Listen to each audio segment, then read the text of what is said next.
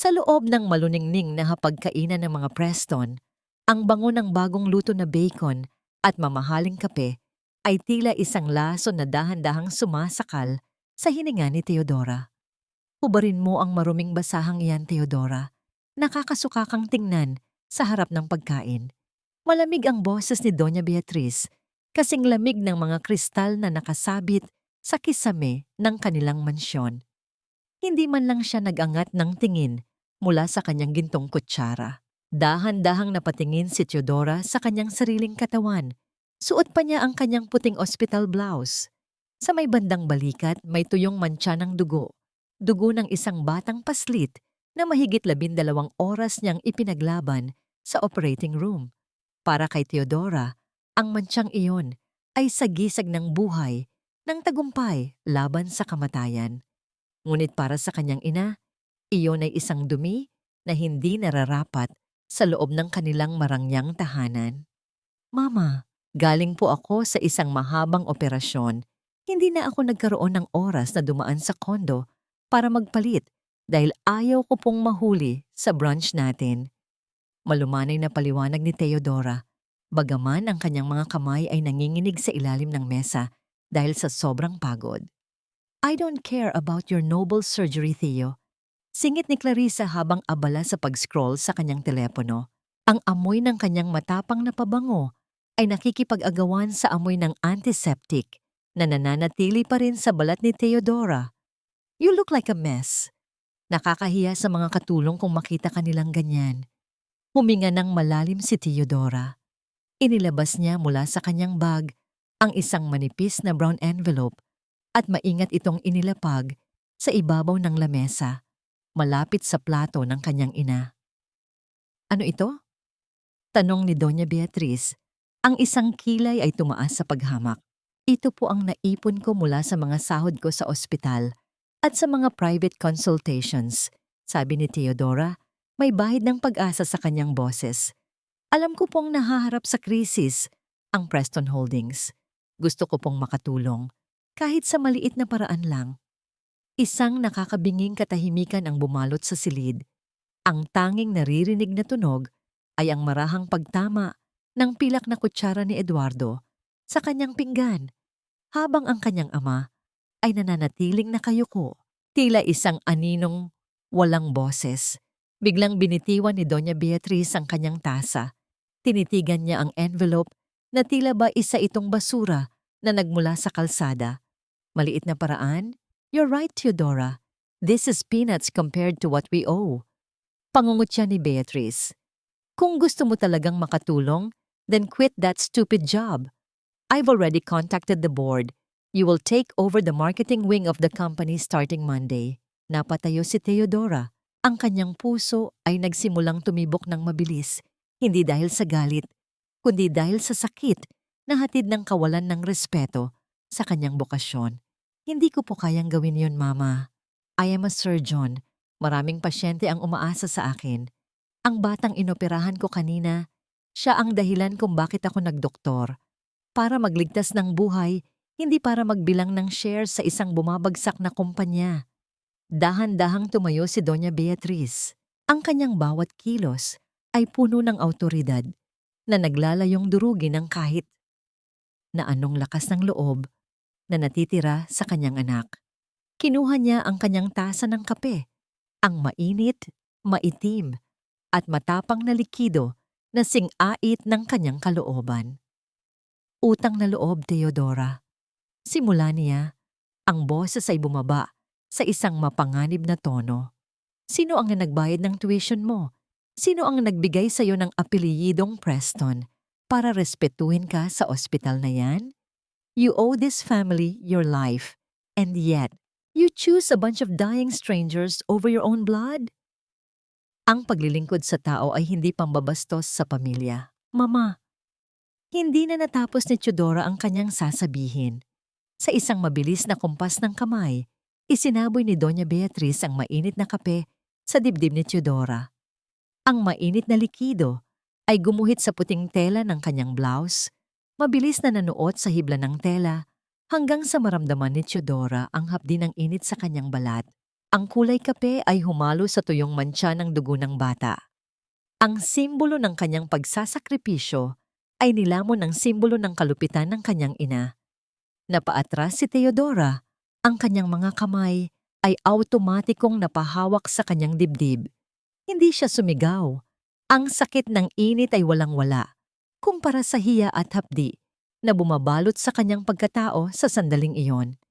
Ang kanyang puting uniforme, ang kanyang dangal, ay tila dinuraan sa harap ng sarili niyang pamilya. Ayos na ba yan? Tanong ni Beatrice nang may malamig na ngiti. Mas bagay sa'yo ang kulay ng dumi. Iyan ang halaga ng mga pangarap mo sa harap ko. Ngayon, itatapon mo ba ang lisensya mo o gusto mong mas masakit pa rito ang matanggap mo? Tumingin si Theodora sa kanyang ama, ngunit nanatiling nakatitig si Eduardo sa kanyang walang lamang plato. Tumingin siya kay Clarissa na ngayon ay tahimik na humihigop ng kanyang sariling inumin habang may mapangaping sulyap. Isang malamig na pakiramdam ang gumapang mula sa mga talampakan ni Theodora, paakyat sa kanyang gulugod. Ang init ng kape sa kanyang dibdib ay tila naging yelo. Ang kanyang daday ay kumakalam, hindi dahil sa gutom, kundi dahil sa matinding pagkamuhi sa dula-dulaang kinalakihan niya. Dahan-dahang iniangat ni Theodora ang kanyang ulo. Ang kanyang mga mata, na dati ay puno ng pag-aalangan, ay biglang nagningning sa isang kakaibang liwanag. Hindi siya iiyak. Hindi dito. Hindi sa harap ng mga taong itinuturing siyang isang kasangkapan lamang. Ganito na lang ba ang halaga ko sa inyo? Ang bulong niya. Ang kanyang boses ay hindi nayayanig. Isang mantsa na kailangang burahin kapag hindi sumunod sa gusto niyo. Inabot niya ang envelope sa lamesa. Ang envelope na puno ng kanyang pinaghirapan at muli itong hinawakan ng mahigpit. Kung pag-uusapan natin ang utang na loob, Mama, siguro ay dapat nating simulan sa kung paano niyo ipapaliwanag sa akin at sa mga awtoridad kung nasaan na ang trust fund na iniwan ni Lola sa akin. Ang pondong sinabi niyo noon na naglaho dahil sa maling investment, pero nakapangalan pala sa mga personal mong account sa abroad. Ang mukha ni Doña Beatriz ay biglang nawalan ng kulay. Ang kanyang kamay na may suot na mamahaling singsing ay nagsimulang manginig. Anong kalokohan ang sinasabi mo? Pagmamaang-maangan ng matanda, ngunit ang kislap ng takot sa kanyang mga mata ay hindi nakaligtas kay Theodora. Lalong hinigpitan ni Theodora ang hawak sa envelope. Sa loob nito, hindi lamang pera ang naroon. Naroon ang unang pahina ng kanyang kalayaan. Hindi lang ako marunong humawak ng scalpel, Mama. Marunong din akong magbasa ng mga financial statement na pilit niyo itinatago sa attic, sabi ni Theodora, habang dahan-dahang tumatalikod sa hapagkainan na minsan ay itinuring niyang tahanan. Lalakad siya palabas ng mansyong ito na may mantsa ng kape at dugo sa kanyang dibdib. Ngunit sa unang pagkakataon, sa loob ng 30 taon, ang kanyang hakbang ay hindi na mabigat. Bawat hakbang ni Theodora palabas ng mansyon ay tila pagpunit sa isang pahina ng kanyang nakaraan. Ang sikat ng araw sa labas ay nakasisilaw, ngunit hindi nito kayang painitin ang pakiramdam ng malapot at malamig na kape na unti-unting natutuyo sa kanyang dibdib. Ang amoy ng mamahaling barako ay nananatiling matapang, tila isang paalala ng lason na katatapos lang ibuhos sa kanya ng sariling ina. Sumakay siya sa kanyang sasakyan at naupo ng matuwid. Iniingatang hindi madikit ang maruming uniforme sa sandalan ng upuan. Ang kanyang mga kamay ay nakahawak ng mahigpit sa manibela hanggang sa mamuti ang kanyang mga buko-bundo. Hindi siya umiyak. Sa loob ng maraming taon ng pag-aaral ng medisina, natutunan niyang itago ang emosyon sa likod ng maskara ng profesionalismo. Ngunit ngayon, ang maskarang iyon ay may mantsana ng kape at pagtataksil. Habang nagmamaneho pabalik sa ospital, ang boses ni Doña Beatriz ay tila isang sirang plaka na paulit-ulit na umaalingaw-ngaw sa kanyang isipan. Utang na loob. Utang na loob. Ang salitang yon na dapat sana ay tungkol sa pasasalamat ay naging isang kadena na ginagamit para igapos ang kanyang mga pakpak. Napatingin siya sa brown envelope sa tabi niya. Ang pera sa loob niyon ay bunga ng mga gabing wala siyang tulog, ng mga oras na nakatayo siya sa ilalim ng malamig na ilaw ng operating room habang ang kanyang likod ay sumasakit at ang kanyang mga mata ay nanlalaboy. Iyon sana ang kanyang alay para iligtas ang dangal ng pamilya, ngunit mas pinili ng kanyang ina na tapakan ang kanyang pagkatao. Pagdating sa St. Jude Medical Center, hindi siya dumaan sa pangunahing pintuan. Ginamit niya ang service entrance para iwasan ang mapanuring mga mata ng kanyang mga kasamahan. Ang amoy ng antiseptic at chlorine sa hallway ay karaniwang nagbibigay sa kanya ng kapayapaan. Ngunit ngayon, tila mas lalo lamang nitong idinidiin ang dumi na dala niya mula sa mansyon. Doc Theo, bakit ka pa bumalik? Akala ko ba off mo na? Huminto si Teodora. Hindi na niya kailangang lumingon para malaman kung sino iyon. Ang baritono at malumanay na boses ni Dr. Mateo Alvarez ay sapat na para bahagyang lumuwag ang buhol sa kanyang dibdib. Dahan-dahang humarap si Teodora, pilit na itinatago ang mantsa sa pamamagitan ng kanyang clipboard. Ngunit huli na. Ang matalas na mata ng isang cardiology chief ay hindi madaling madaya. Anong nangyari sa'yo? Lumapit si Mateo. Ang kanyang noo ay nakakunot sa pag-aalala. Is that coffee at may kasamang dugo? It's nothing, Mateo. Isang maliit na aksidente lang sa brunch, sagot ni Teodora. Pilit na pinapatatag ang kanyang boses. Aksidente? Teo, ang mukha mo ay tila nakakita ng multo. At itong mantsa. Hindi ito mukhang aksidente. It looks like someone threw it at you. Seryosong sabi ni Mateo. Kinuha niya ang kanyang sariling puting coat at isinampay ito sa mga balikat ni Teodora. Isang kilos ng proteksyon na matagal nang hindi nararamdaman ng babae mula sa kanyang sariling pamilya. Halika sa opisina ko. You need to clean up. Sa loob ng tahimik na opisina ni Mateo, ang init ng iniabot niyang baso ng tubig ay tila isang haplos sa nanlalamig na sistema ni Teodora. Salamat, bulong ni Teodora. Theo, you've been working yourself to the bone para sa pamilya mo. Alam ng lahat dito kung gaano mo tinitipid ang sarili mo para lang makatulong sa kumpanya ng mga Preston. Pero ito ba ang kapalit? Tanong ni Mateo habang nakasandal sa kanyang mesa. The hospital is buzzing, Theo. May mga kumakalat na balita. Hindi ko alam kung saan nanggagaling, pero hindi ito maganda. Kinabahan si Teodora. Anong balita? Bago pa makasagot si Mateo, bumukas ang pinto ng walang katok. Ang chief of hospital, si Dr. Arrieta, ay pumasok na may hawak na isang manipis na folder. Ang kanyang mukha ay seryoso at walang bahid ng ngiti. Dr. Preston Villanueva, mabuti at narito ka pa. Simula ni Arrieta. Inilapag niya ang folder sa harap ni Teodora. We received an official complaint an hour ago. Isang seryosong akusasyon ng negligence sa huling operasyon mo kaninang madaling araw. Napatayo si Teodora. Ang tubig sa kanyang baso ay halos tumapon. Negligence? Iniligtas ko ang buhay ng batang yon. Stable ang pasyente nang iwanan ko siya. Ang sabi rito, gumamit ka raw ng mga gamot na hindi aprobado ng ospital para mapabilis ang procedure dahil nagmamadali kang umalis para sa isang family event. Malamig na pagbasa ni Arrieta sa dokumento. At ang mas malala, ang complainant ay hindi ang pamilya ng pasyente. It came from a legal representative of Preston Holdings. Nawalan ng lakas ang mga tuhod ni Teodora at napaupo siyang muli. Ang kanyang sariling pamilya. Ang kumpanyang pilit niyang isinasalba. Sila ang humihila sa kanya pababa sa hukay. Hindi lang yan, Theo. Dagdag ni Mateo. Ang kanyang boses ay puno ng pait. May mga reporter na sa labas.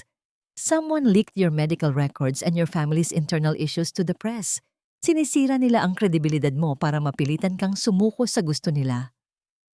Tumingin si Teodora sa kanyang refleksyon sa salamin ng opisina. Ang mantsa ng kape sa kanyang dibdib ay tila isang malaking sugat na hindi na maghihilom. Ang kanyang ina ay hindi lang basta nagtapon ng kape, nagdeklara ito ng digmaan. Dr. Arrieta, tawag ni Theodora. Ang kanyang boses ay malamig at matalas na tila isang scalpel. Kung gusto nila ng giyera, ibibigay ko sa kanila, pero hindi ako aalis sa ospital na ito bilang isang talunan. I'm sorry, Theodora, buntong hininga ni Arrieta. But standard procedure dictates a suspension while the investigation is ongoing. You have to leave the premises. Now. Ang katahimikan sa silid ay nabasag lamang ng tunog ng pagbagsak ng clipboard ni Theodora sa sahig.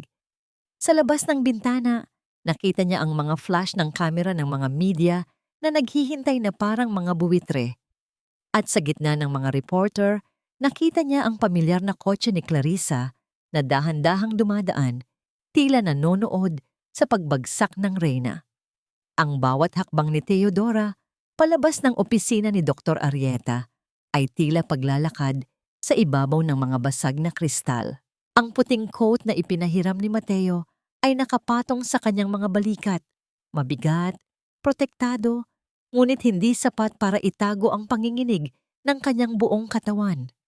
Theo, hayaan mong ihatid kita sa parking lot. Hindi mo kailangang harapin ang mga buwitring iyan ng mag-isa. Bulong ni Mateo. Ang kanyang kamay ay nakahawak sa siko ni Theodora. Sapat lang para iparamdam ang kanyang presensya. Hindi, Mateo, marahang sagot ni Theodora. Ang kanyang boses ay parang tuyong dahon na malapit ng madurog. Kapag nakita ka nilang kasama ko, idadamay ka nila sa putik na ito. Marami ka pang buhay na kailangang iligtas. Huwag mong hayaang madumihan ang pangalan mo dahil sa isang Preston na itinakwil na ng sariling pamilya. Dahan-dahang inalis ni Theodora ang kamay ni Mateo. Sa loob ng elevator, habang bumababa ang numero, tinitigan niya ang kanyang refleksyon sa makintab na pader. Ang mantsa ng kape sa ilalim ng coat ay tila isang nakatagong lihim, isang marka ng kahihiyan na tanging siya lang ang nakakaalam. Ang hiya ay hindi lamang nararamdaman sa balat. Nanunuot ito sa mga buto, sumasakal sa lalamunan, at nagpapabigat sa bawat paghinga. Pagbukas ng pinto ng lobby, ang unang sumalubong sa kanya ay hindi ang malamig na hangin ng aircon, kundi ang nakasisilaw na puting liwanag mula sa mga kamera. Ang sunod-sunod na pagkutitap ng mga lente ay tila mga latigo na humahampas sa kanyang mukha. Ang mga katanungan ng mga reporter ay parang mga palaso, mabibilis, matatalim, at walang awang tumatama sa kanyang dangal. Doktora, totoo bang nagpabaya kayo sa operasyon dahil sa family dispute? Was it true na suspindido na kayo dahil sa maling gamot na ibinigay nyo? Ano ang masasabi nyo sa statement ng Preston Holdings na hindi kayo karapat-dapat sa inyong posisyon? Hindi sumagot si Theodora. Pinanatili niyang diretso ang kanyang tingin. Ang kanyang baba ay nakataas, kahit na ang kanyang puso ay tila isang basong unti-unting nagkakabitak-bitak. Sa gitna ng kaguluhan, isang marangyang sasakyan ang dahan-dahang huminto sa harap ng entrance. Ang bintana nito ay bumaba at lumitaw ang mukha ni Clarissa. Ang kanyang kapatid ay nakasuot ng sunglasses na kasing laki ng kanyang kayabangan. Ang mga labi ay pinahiran ng kulay dugong lipstick. Oh, Theo! Ang boses ni Clarissa ay matamis, ngunit may lasa ng lason. I told you, hindi bagay sa iyo ang puting coat. Masyadong madaling madumihan. Look at you now. Pinagkakaguluhan ka na. But not for your medals. Lumapit si Theodora sa sasakyan, sapat lang para maamoy ang matapang na halimuyak ng mamahaling pabango ni Clarissa na humahalo sa amoy ng usok ng syudad. Clarissa, sabihin mo kay Mama, hindi ako matitigbak ng ganito kadali. Mahinang sabi ni Theodora. Bawat salita ay may bigat ng isang sumpa. Ang kape ay nalalabhan, ang dumi ay nahuhugasan. Pero ang kaluluwang bulok, kahit anong pabango, Hindi kayang itago ang baho niyon. Bahagyang nawala ang nangiti ni Clarissa, ngunit mabilis itong bumalik.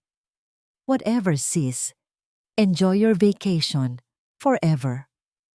Mabilis na umalis ang sasakyan, iniwan ang usok na dumampi sa mukha ni Teodora. Sa kanyang paglalakad patungo sa kanyang sariling sasakyan, naramdaman niya ang isang pamilyar na bigat sa loob ng kanyang bulsa. Kinuha niya ang kanyang telepono. Isang mensahe ang pumasok mula sa isang hindi kilalang numero. Check the security log for room 402. 3:00 ng madaling araw.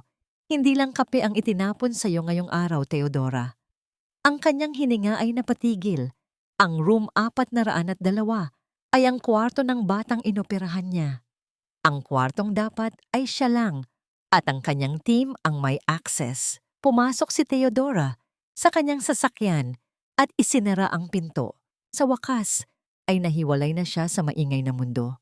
Doon, sa loob ng katahimikan, ang unang patak ng luha ay gumuhit sa kanyang pisngi. Hindi ito luha ng kahinaan, kundi luha ng isang pusong handa ng maningil. Binuksan niya ang kanyang dashboard at kinuha ang isang lumang litrato ni Lola Corazon. Ang kanyang lola, ang tanging taong naniwala sa kanya. Sa likod ng litrato, may nakasulat na maikling mensahe sa Tagalog na sulat kamay. Ang tunay na manggagamot, hindi natatakot sa sariling dugo. Teodora wiped her tears with the sleeve of the coat Mateo gave her. She realized that the battle wasn't just about her license anymore. It was about the truth that was buried under the golden lies of the Preston name. Bago niya paandarin ang makina, isang anino ang tumayo sa labas ng kanyang bintana. Ang kanyang ama, si Eduardo, ay nakatayo roon, basang-basa ng pawis at tila hiningal sa pagtakbo. May iniabot siyang isang maliit na susi sa pamamagitan ng bahagyang nakabukas na bintana. Sa lumang bahay sa Bulacan, Teo, ang pabulong na sabi ni Eduardo, ang kanyang mga mata ay puno ng takot. Nandoon ang mga dokumentong hindi nila nahanap. Tumakbo ka na bago ka pa nila pigilan. Ang lumang bahay sa Bulacan ay tila isang nakalimutang libingan ng mga alaala. Habang dahan-dahang humihinto ang sasakyan ni Teodora sa harap ng kinakalawang na gate, sinalubong siya ng amoy ng basang lupa at nabubulok na mga dahon. Malayo ito sa sterile na bango ng St. Jude Medical Center. Dito, ang bawat hininga ay may lasa ng nakaraan. Bumaba si Teodora, ang kanyang mga paa ay lumulubog sa malambot na putik. Ang init ng hapon sa probinsya ay tila isang mabigat na kumot na pumapatong sa kanyang mga balikat. Tumingala siya sa malaking bahay na yari sa nara at bato. Ang mga bintanang kapis ay tila mga matang nakapikit, nagtatago ng mga lihim na pilit ibinaon ni Doña Beatriz sa loob ng maraming dekada.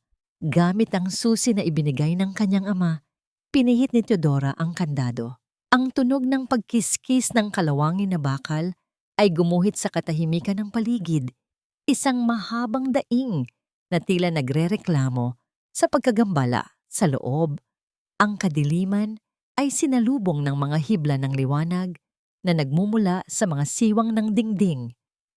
Ang mga muebles ay nababalot ng maputing tela, tila mga multong nakahilera sa malawak na sala. Nasaan, Papa? Nasaan ang sinasabi mo? Bulong ni Teodora sa sarili. Ang kanyang boses ay parang isang munting alon sa gitna ng malawak na dagat ng katahimikan. Naglakad siya patungo sa library, ang silid kung saan madalas maglagi ang kanyang lola. Ang amoy ng lumang papel at amag ay nanunuot sa kanyang ilong. Hinaplos niya ang gilid ng isang malaking estante. Ang bawat ukit sa kahoy ay nagpapaalaala sa kanya ng mga gabing nakaupo siya sa kandungan ni Lola Corazon habang nakikinig sa mga kwento ng katapatan at paglilingkod. Lola, gabayan niyo po ako.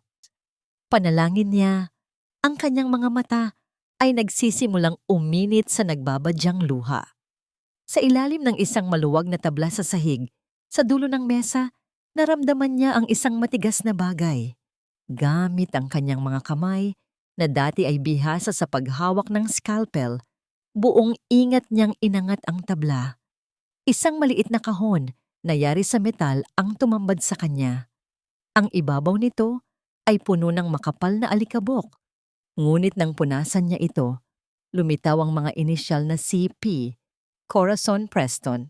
Nanginginig ang mga daliri ni Theodora habang binubuksan ang kahon. Sa loob, maayos na nakatupi ang mga dokumento. Hindi lang ito mga titulo ng lupa. Narito ang mga original na bank ledger na nagpapatunay na ang pondong para sa kanyang pag-aaral at para sa itatayo sanang charity ward ay sadyang inilipat ni Beatrice sa mga peking kumpanya sa ilalim ng pangalan ni Clarissa. Ngunit ang mas nakapagpapatigil sa tibok ng kanyang puso ay ang isang sulat na may petsang 1 linggo bago mamatay ang kanyang lola. Sa aking apo, Theodora, huwag kang magpapadaya sa kinang ng ginto. Ang iyong ina ay nilamon na ng ambisyon. Mag-ingat ka dahil ang taong pinagkakatiwalaan niya ang siyang hihila sa ating lahat sa kapahamakan. So, it was never about the company's survival. Mapait na bulong ni Theodora. It was about greed. Pure, disgusting greed. Isasara na sana niya ang kahon nang may mahulog na isang maliit na voice recorder. Pinihit niya ang play button. Ang boses ni Doña Beatriz ay pumailan lang sa silid. Malamig, mapangapi, at walang bahid ng pagmamahal. Hindi mahalaga kung mamatay ang bata sa operasyon, Clarissa. Ang mahalaga ay mapatunayan nating hindi matatag ang mga kamay ni Theodora. Isang pagkakamali lang at kusa siyang luluhod sa atin para humingi ng tawad. I want her broken, do you understand? I want my daughter to realize that without the Preston name, she is nothing but a failure in a white coat. Naramdaman ni Theodora ang isang matinding hapdi sa kanyang dibdib na tila ba ang kape na isinaboy sa kanya kanina ay naging asido na tumutunaw sa kanyang puso. Ang sarili niyang ina ay handang pumatay ng isang inosenteng bata para lamang sa kapritsyo ng kapangyarihan. Ang awa na nararamdaman niya para sa kanyang sarili ay biglang naglaho, napalitan ng isang nagbabagang gigil.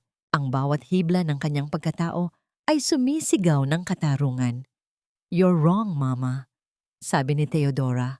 Ang kanyang mga mata ay kasing talim na ng kidlat. Because without the Preston name, I am still a doctor. But without me, you are just a criminal hiding behind a title. Isinilid niya ang recorder at ang mga dokumento sa kanyang bag. Lalabas na sana siya ng library nang marinig niya ang tunog ng pag-apak ng mga sapatos sa tuyong damo sa labas. Maraming tao. At ang tunog ng pagkasa ng isang baril ay bumasag sa katahimikan ng gabi. Isang malakas na liwanag mula sa flashlight ang tumama sa bintana. Tila isang mata ng halimaw na naghahanap ng biktima. Theodora, alam naming yan ka. Ilabas mo ang kinuha mo kung ayaw mong matulad sa lola mo. Ang boses na yon ay hindi kay Clarissa o kay Beatrice. Iyon ay ang boses ng security head ng Preston Holdings, ang kanang kamay ng kanyang ina. Ang mga anino sa loob ng silid ay tila mga buhay na nilalang na nagsimulang sumayaw sa bawat galaw ng liwanag mula sa labas. Ramdam ni Theodora ang malapot na pawis na gumuguhit mula sa kanyang sentido, pababa sa kanyang leeg, humahalo sa nanunuot na alikabok ng lumang library. Ang bawat pintig ng kanyang puso ay tila isang tambol na nagbababala ng panganib, isang tunog na mas malakas pa kaysa sa kumpas ng mga hakbang sa labas. Doktora, huwag na nating pahirapan ang isa't isa. Nanmuling sigaw ni Rodel. Ang boses ay puno ng mapang-aping kumpiyansa. Alam niyo kung gaano kabilis magalit ang mama niyo. Ibigay niyo lang ang box at hahayaan namin kayong umalis nang walang galos. Hinigpitan ni Theodora ang hawak sa kanyang bag. Sa loob niyon ay ang katotohanang papatay sa dangal ng kanyang pamilya. Ang katotohanang sadyang pinatay ang kanyang lola, hindi ng sakit, kundi ng kapabayaan at kasakiman. Ang hapdi sa kanyang dibdib ay muling nagliyab. Hindi lang kape ang isinaboy sa kanya. Ang buong buhay niya ay isang malaking kasinungalingan na binuo ni Doña Beatriz. Ang lola ko.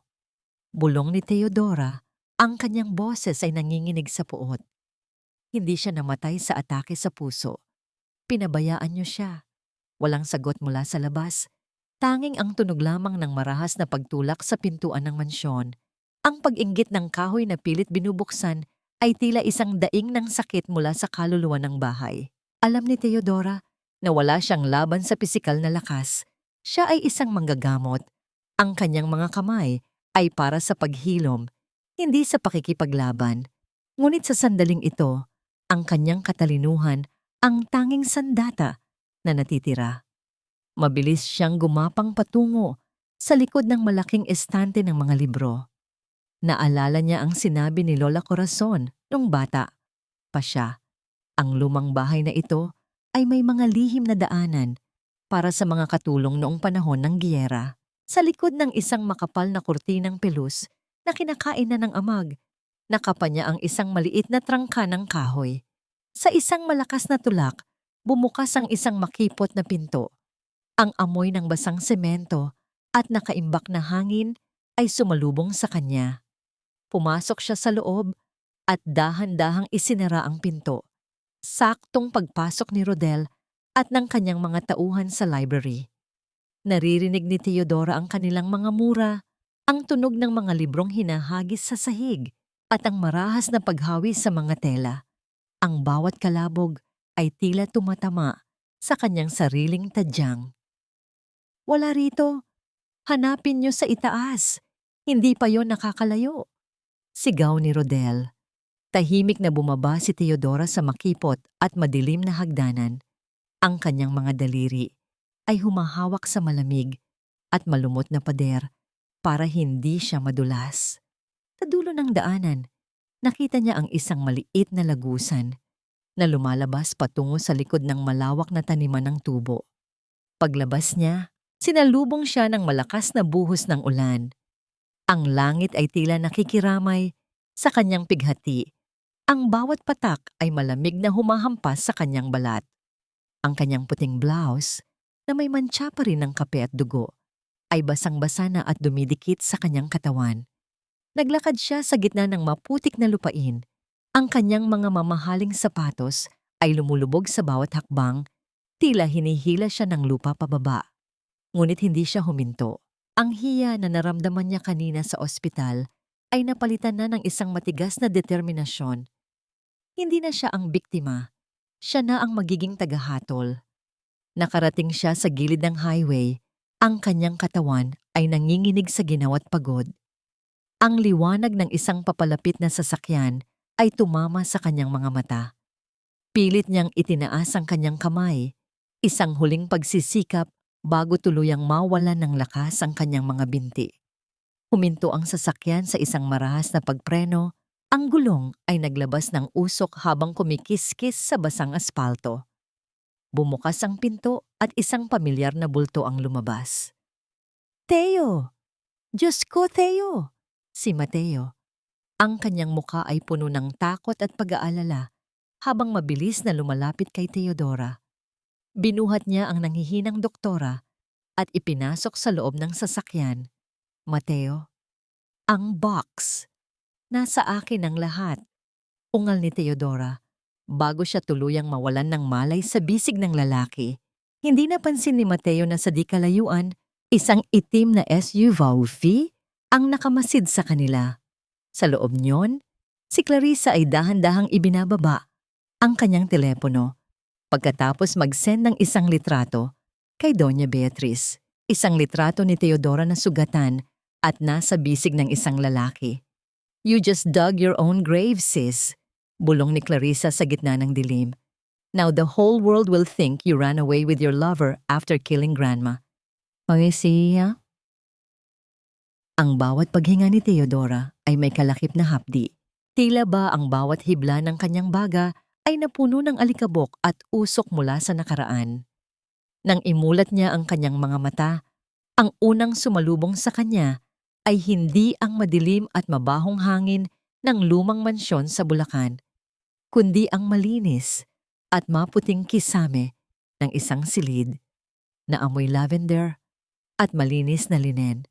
Marahan siyang gumalaw at doon niya naramdaman ang bigat ng isang kumot na maingat na ipinatong sa kanyang katawan. Wala na ang kanyang basang uniforme.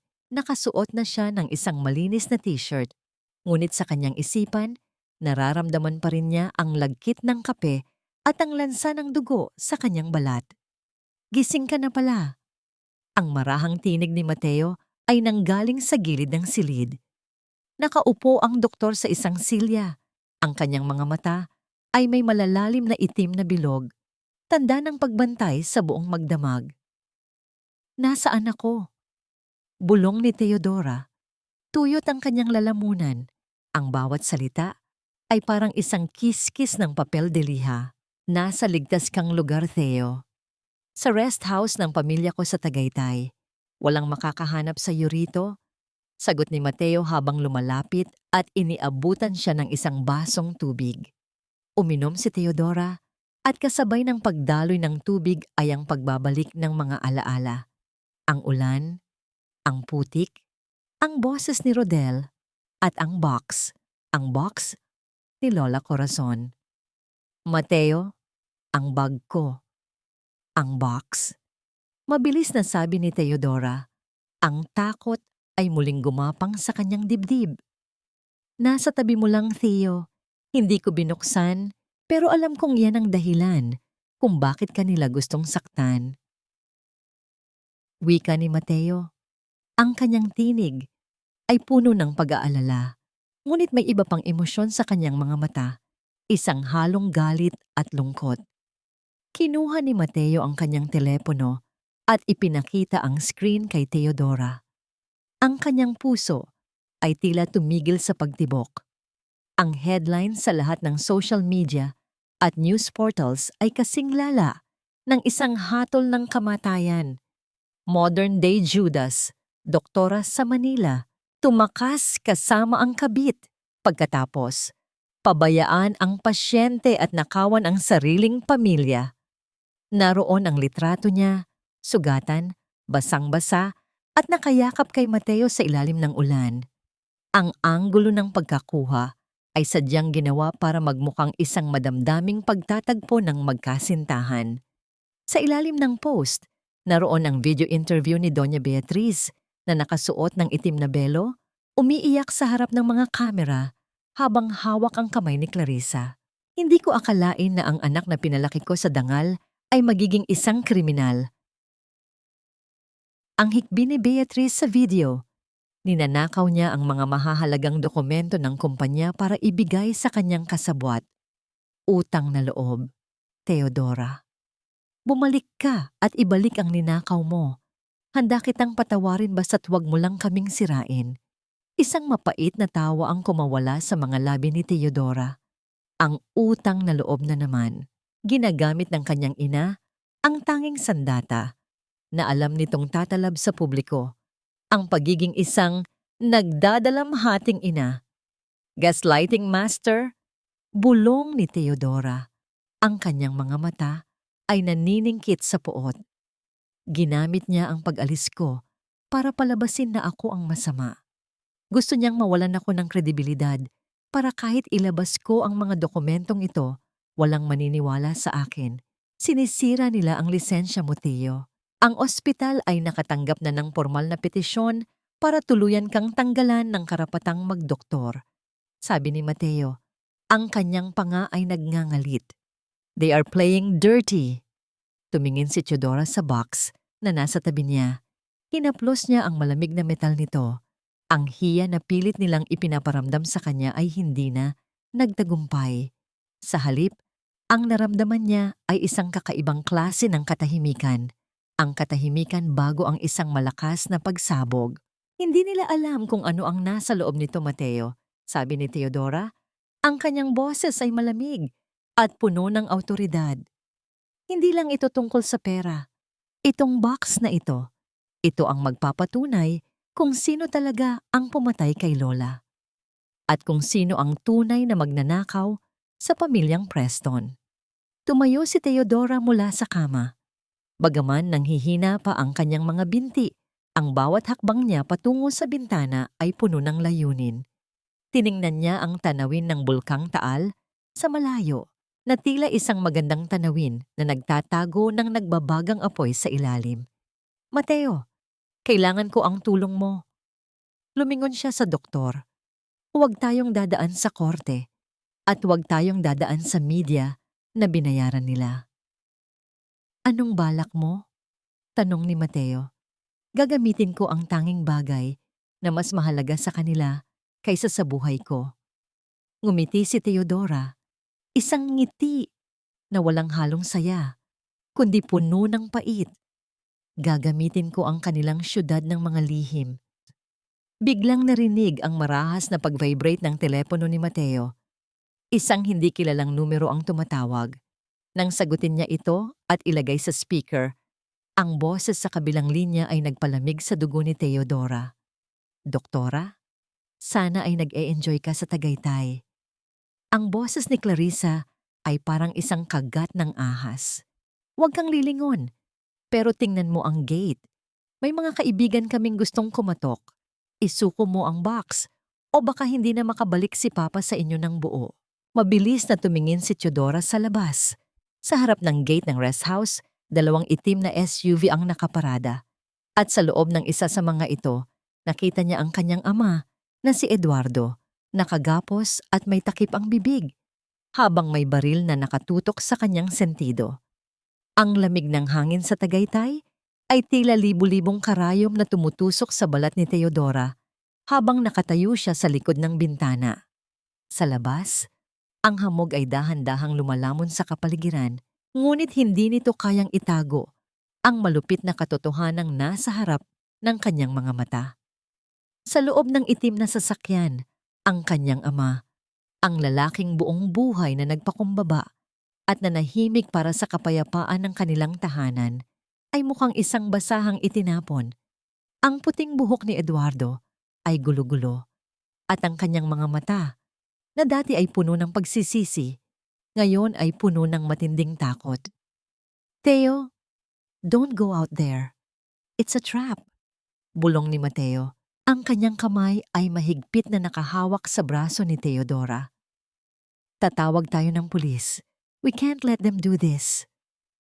At anong sasabihin natin, Mateo, na ang sariling pamilya ko ang nangingidnap sa ama ko? Ang mapait na sagot ni Theodora. Kinuha niya ang kanyang telepono mula sa kamay ni Mateo. Clarissa, pakinggan mo ako. Isang galos lang sa balat ni Papa. Sinisiguro ko sa'yo, hinding-hindi niyo makikita ang loob ng box na ito. Isang matalim at mapang-uyam na tawa ang narinig ni Theodora sa kabilang linya. Oh, Theo, you're still trying to play the hero? You're a suspended doctor, isang disgraced daughter, at ngayon, isang fugitive. Sinong maniniwala sa'yo? I don't need them to believe me, Clarissa. I just need you to be afraid. Banta ni Theodora. Bagaman ang kanyang puso ay tila isang ibon na pilit kumakawala sa kanyang dibdib. Stop the drama, sis. You have 10 minutes.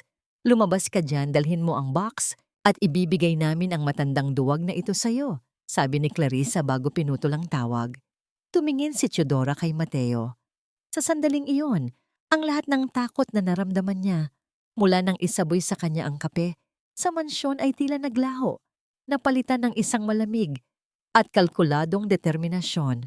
Ang kanyang mga kamay, na dati ay nanginginig, ngayon ay kasing tigas na ng bakal. Mateo, kailangan mong gawin ang eksaktong sasabihin ko, utos ni Theodora.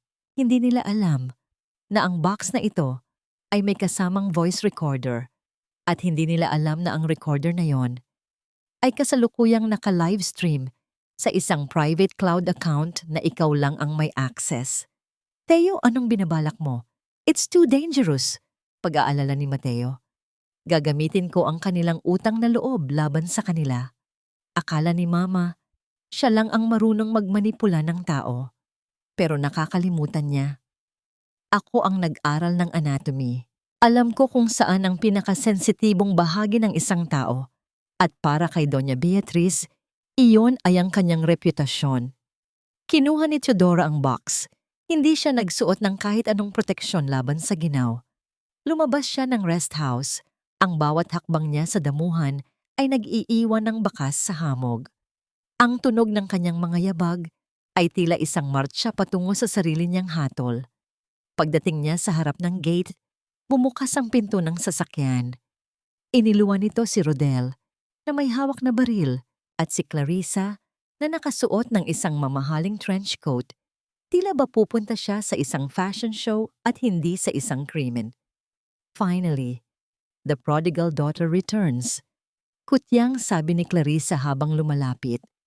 Ibigay mo na yan, Theo, para matapos na itong nakakapagod na teleserye ng buhay mo.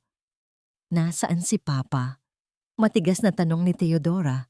Sa isang senyas ni Clarissa, itinulak ni Rodel si Eduardo palabas ng sasakyan. Nadapa ang matanda sa putikan. Ang kanyang mukha ay humahalik sa malamig na lupa. Ang awa na naramdaman ni Teodora ay tila isang apoy na sumunog sa kanyang huling pasensya. Ganito na ba talaga kayo kawalang hiya? He is your father, Clarissa. Sigaw ni Teodora. He is a witness we don't need, Theo. Sagot ni Clarissa nang walang kabahid-bahid ng emosyon. Ngayon, ang box, ibigay mo na. Inabot ni Teodora ang box, ngunit bago ito makuha ni Clarissa, hinawakan niya ng mahigpit ang braso ng kanyang kapatid. Bago mo ito buksan, sabihin mo sa akin, was it Mama's idea to kill Grandma? O ikaw ang nagmungkahi dahil kailangan mo ng pera para sa mga utang mo sa sugal? Bahagyang natigilan si Clarissa, ang kanyang mga mata ay nanlaki sa gulat, ngunit mabilis siyang nakabawi at bumulong sa tenga ni Teodora. Does it matter? Ang mahalaga, patay na ang matanda at ikaw ang sisisihin ng lahat. Mama and I. We are the victims here, Theo. Remember that. Hindi alam ni Clarissa na sa loob ng bulsa ni Teodora, ang mikropono ay nakabukas. At sa kabilang panig ng linya, hindi lang si Mateo ang nakikinig. Ang matinding panginginig ng mga kamay ni Teodora ay hindi dahil sa takot, kundi dahil sa isang kakaibang klase ng saya. Ang saya ng isang manggagamot na sa wakas ay natagpuan na ang ugat ng cancer na kailangang putulin. Salamat, Clarissa. Bulong ni Teodora. Iyan lang ang kailangan kong marinig. Biglang narinig ang malakas na tunog ng mga sirena ng pulis na nagmumula sa ibaba ng kalsada. Ang asul at pulang liwanag ay nagsimulang gumuhit sa makapal na hamog ng Tagaytay. Ang asul at pulang liwanag na humihiwa sa makapal na hamog ng Tagaytay ay tila mga nanunuot na mata ng katarungan. Ang bawat pag-ikot ng ilaw ay nagbibigay ng panandaliang anyo sa paligid.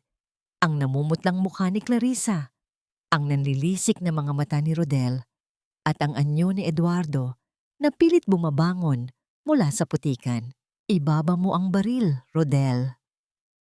Sigaw ni Mateo habang tumatakbo palapit, hawak ang kanyang telepono na tila ba yun ay isang sagradong sandata. Everything is recorded. Ang bawat salitang binitawan ni Clarissa ay narinig na ng libu-libong tao sa live stream. Napatitig si Clarissa kay Mateo. Ang kanyang mga labi ay nanginginig, hindi dahil sa ginaw, kundi dahil sa matinding takot na unti-unting lumalamon sa kanyang pagkatao. Ang hiya na pilit niyang ibinabalot kay Teodora ay biglang bumalik sa kanya na parang isang malakas na sampal. Niloloko mo lang ako. Walang maniniwala sa inyo. Sigaw ni Clarissa. Ang boses ay pumipiyok sa desperasyon. Rodel, kunin mo ang bag. Ngayon na. Ngunit bago pa makagalaw si Rodel, ang tunog ng sunod-sunod na pagbagsak ng mga pinto ng sasakyan ng pulis ay bumasag sa katahimikan. Walang putok ng baril, tanging ang malakas na utos ng mga awtoridad na nagpabagsak sa balikat ni Rodel. Binitawan ng gwardiya ang kanyang sandata. Ang tunog ng bakal na tumama sa semento ay tila isang huling hudyat ng pagsuko. Mabilis na nilapitan ni Teodora ang kanyang ama. Lumuhod siya sa putikan, Hindi inaalintana ang lamig o ang dumi na kumakapit sa kanyang mga binti. Hinawakan niya ang mga kamay ni Eduardo, mga kamay na tuyo, nanginginig, at puno ng mga gasgas. Papa, nandito na ako. Ayos na ang lahat. Bulong ni Teodora. Ang kanyang boses ay puno ng pagsisisi at pagmamahal. Tumingin si Eduardo sa kanyang anak. Sa gitna ng dilim, nakita ni Teodora ang mga luhang dumadaloy sa kulubot na pisngi ng kanyang ama. Patawarin mo ako, Teo, sa pananahimik ko, sa pagiging duwag ko habang pinapatay nila ang kaluluwa mo. Shh, Papa, hindi niyo na kailangang magsalita, sabi ni Teodora habang pilit na itinatayo ang ama sa tulong ni Mateo. Habang pinapangunahan ng mga pulis si Clarissa patungo sa kanilang sasakyan, lumingon ang nakababatang kapatid. Ang kanyang mukha, na dati ay laging perpekto at puno ng kolorete, ngayon ay burado na ng luha at putik. You think you won, Theo? Sigaw ni Clarissa, ang boses ay puno ng pait. Mama will never let you get away with this. Kahit mabulok ako sa kulungan, sisiguraduhin niyang wala ka nang babalikang propesyon. You are dead to the medical world. Hindi sumagot si Teodora. Tiningnan niya lang ang kanyang kapatid ng may halong habag, isang habag na mas masakit pa kaysa sa galit. Alam ni Teodora na ang tunay na kalaban ay hindi si Clarissa, kundi ang babaeng nagturo sa kanila na ang pag-ibig ay isang transaksyon at ang dangal ay nabibili ng pera. Dinala ni Mateo si Teodora at Eduardo sa loob ng rest house. Ang init ng chimenea ay dahan-dahang nagpabalik ng sirkulasyon sa kanilang mga katawan. Ipinagtimpla sila ni Mateo ng mainit na tsokolate. Ang matamis at malapot na likido ay tila isang gamot na humihilom sa kanilang mga nanunuyot na lalamunan. Tio, kailangan nating suriin ang recorder at ang mga dokumento, sabi ni Mateo habang nakaupo sa tabi ni Teodora. Hindi lang ito tungkol sa pagkakaaresto kay Clarissa. Ang mga ebidensyang ito, sapat na ito para buksan muli ang kaso ng pagkamatay ng lola mo. Ibinigay ni Teodora ang box kay Mateo. Nandyan ang lahat, Mateo. Ang mga reseta na sadyang binago. Ang mga pirma ni Mama sa pag-withdraw ng pondo na dapat ay para sa gamot ni Lola. Pinanood nilang manghina ang matanda para makuha ang mana ng mas maaga. Habang sinusuri ni Mateo ang mga papel, napatitig si Teodora sa apoy ng chimenea. Naalala niya ang kanyang lola, ang tanging taong nagturo sa kanya na ang pagiging doktor ay hindi tungkol sa katayuan sa buhay, kundi tungkol sa pagiging boses ng mga walang kakayahang magsalita. Mateo? Tawag ni Teodora. Ang kanyang boses ay matatag. Hindi sapat na makulong si Clarissa, si Doña Beatriz. Kailangang maranasan niya ang lahat ng sakit na ibinigay niya sa atin. Kailangan niyang makita ang pagbagsak ng palasyo na itinayo niya sa ibabaw ng mga bangkay ng sarili niyang pamilya. Tutulungan kita, Theo, hanggang sa dulo. Pangako ni Mateo. Ang kanyang kamay ay marahang pumatong sa kamay ni Teodora. Ngunit sa gitna ng sandaling iyon ng kapayapaan, muling tumunog ang telepono ni Teodora. Isang video message ang dumating. Nang buksan niya ito, ang kanyang mukha ay nawalan ng kulay. Sa video, makikita si Doña Beatriz na nakaupo sa kanyang opisina sa Preston Holdings. Kalmado siya, tila walang alam sa nangyari sa Tagaytay. Ngunit sa kanyang harap ay isang pamilyar na mukha, ang Chief of Hospital ng St. Jude. Si Dr. Arrieta, na mukhang takot na takot. Teodora, my dear. Simula ni Beatriz, ang boses ay malambing, ngunit may hatid na kamatayan. Narinig ko ang tungkol sa iyong maliit na live stream. Very creative, but unfortunately, I have something even better. Dr. Arrieta here just discovered that you have been stealing narcotics from the hospital pharmacy for months. At may mga witnesses na rin kami. If you don't surrender that box in the next hour, hindi lang lisensya ang mawawala sa'yo. I will make sure you spend the rest of your life in a place far worse than what you planned for Clarissa. Napatingin si Teodora kay Mateo. Ang laban ay hindi pa tapos. Sa katunayan, ang pinakamadilim na bahagi ng gabi ay kasisimula pa lamang. Ang katahimikan sa loob ng rest house ay naging kasing bigat ng isang sementadong kabaong matapos mapanood ang video message ni Doña Beatriz. Ang tanging naririnig ay ang marahang pag-agit-it ng mga kahoy sa chimenea na unti-unti nang nagiging abo. Tila sumasalamin sa mga pangarap ni Teodora na muling sinusunog ng kanyang ina. Narcotics, stealing, ang bulong ni Mateo. Ang kanyang boses ay puno ng hindi makapaniwalang galit. Teo, alam nating lahat na hinding-hindi mo gagawin yon. You wouldn't even take an aspirin without a proper prescription.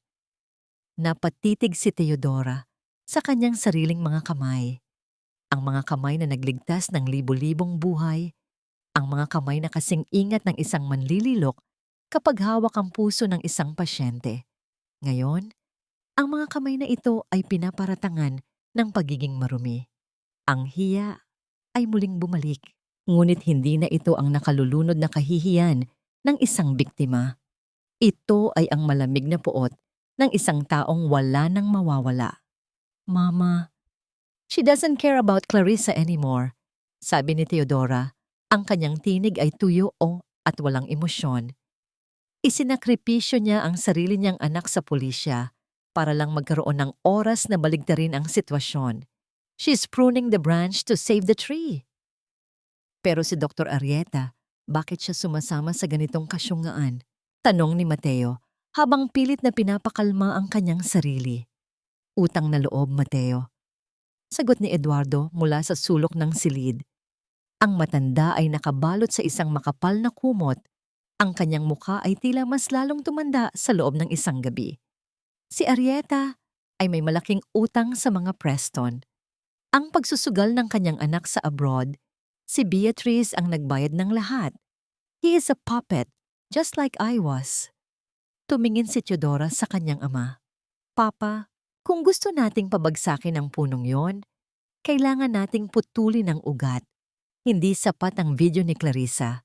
Kailangan nating ilantad ang lahat ng transaksyon ni Mama sa mga ghost suppliers ng ospital. Theo, too dangerous. She has the hospital board and the police in her pocket, babala ni Mateo. Hindi lahat, Mateo. Ngumiti ng mapait si Teodora. Nakakalimutan ni Mama na ako ang paboritong apo ni Lola Corazon at ang Lola. Hindi lang mga dokumento ang iniwan niya sa akin. Tumayo si Teodora at kinuha ang maliit na susi na ibinigay ng kanyang ama. Nasa box na ito ang listahan ng lahat ng bank accounts na ginagamit ni Mama para sa money laundering at ang isa sa mga accounts na yon ay nakapangalan kay Dr. Arrieta.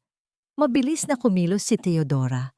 Kinuha niya ang kanyang laptop at sa tulong ni Mateo, sinimulan nilang pag-ugnayin ang mga petsa ng nawawalang gamot sa ospital at ang mga deposito sa account ni Arrieta. Ang bawat numero na lumalabas sa screen ay tila isang bala na inilalagay ni Teodora sa kanyang sandata. Mayroon tayong 3 oras bago ang press conference na itinawag ni Mama sa hospital lobby. Sabi ni Teodora habang tinitingnan ang orasan. Gusto niyang ipahiya ako sa harap ng buong medical community. Gusto niyang makita ang pagbagsak ko ng live. Anong gagawin natin? Tanong ni Mateo. Pupunta tayo roon, pero hindi ako papasok bilang isang suspect, sabi ni Teodora. Hinubad niya ang t-shirt na ipinahiram ni Mateo at kinuha ang kanyang orihinal na puting coat na dinala ni Mateo mula sa sasakyan. Bagaman may bahagyang mantsa pa rin ito ng kape, maayos itong nilabhan at pinlansya ni Mateo kanina. Isinuot ni Teodora ang kanyang uniforme. Ang hapdi ng init ng kape sa kanyang dibdib kanina ay tila naging isang apoy na nagbibigay sa kanya ng lakas. Mateo, kailangan mong kontakin ang lahat ng mga pamilya ng pasyente na ginamot ko ng libre, ang mga pamilyang tinulungan ni Lola Corazon sa loob ng maraming taon. Utos ni Teodora. Ang boses ng isang Preston ay makapangyarihan, pero ang boses ng taumbayan na nakaranas ng katarungan, Iyon ang hindi kayang bayaran ni Mama. Bago sila lumabas, humawak si Eduardo sa kamay ni Teodora. Anak, mag-iingat ka. Ang iyong ina ay parang isang sugatang hayop. Mas mapanganib siya kapag alam niyang wala na siyang takas. Huwag kayong mag-alala, Papa. Tapos na ang panahon ng pananahimik natin, sabi ni Teodora, bago hinalikan ng noo ng kanyang ama. Habang nagmamaneho si Mateo pababa ng Tagaytay patungong Maynila, ang hamog ay unti-unti nang napapalitan ng liwanag ng bukang liwayway. Ang langit ay kulay ube at rosas, tila isang babala ng isang madugong labanan. Nararamdaman ni Teodora ang panunuyo ng kanyang lalamunan, ang kaba na tila isang munting daga na kumakabit sa kanyang sikmura. Ngunit sa tuwing titingnan niya ang mantsa sa kanyang blouse, ang mantsang nagpapaalala sa kanya ng batang iniligtas niya at ng inang nagtaksil sa kanya, ang kanyang takot ay napapalitan ng isang malalim na kapayapaan. Pagdating nila sa St. Jude Medical Center, ang paligid ay puno na ng mga reporter. Ang lobby ay pinalamutian ng mga bulaklak, tila ba may isang pagdiriwang na magaganap. Sa gitna ng entablado, nakatayo si Doña Beatriz, suot ang kanyang pinakamahal na perlas at isang mukha ng huwad na pighati. Ladies and gentlemen of the press, simula ni Beatriz, ang kanyang boses ay umaalingaw sa buong lobby. It is with a heavy heart that I announce the betrayal of my own blood. Ang aking anak na si Teodora ay hindi lamang isang kahihiyan sa pamilya, kundi isang panganib sa medisina. Hindi pa tapos ang operasyon, Mama. Ang boses ni Teodora ay mahina. Ngunit sa gitna ng matahimik na lobby, tila ito ay isang kulog na nagpatahimik sa lahat. Naghawi ang mga tao habang naglalakad si Teodora patungo sa gitna. Suot ang kanyang mantsadong puting coat, ang kanyang mga mata ay diretsong nakatingin sa babaeng nagluwal sa kanya. Ang bawat hakbang ni Teodora patungo sa gitna ng lobby ay tila isang mabigat na banta sa pundasyon ng palasyong ginto ni Doña Beatriz. Ang alingasaw ng mga bulaklak na lila at puti sa paligid ay nakakahilo. Amoy ng isang marangyang lamay na sadyang inihanda para sa dangal ni Teodora. Ngunit sa gitna ng mga mamahaling palamuti, ang mantsadong puting coat ng doktora ang tanging bagay na mukhang totoo. Teodora. Anak? Ang boses ni Beatriz ay biglang nagbago.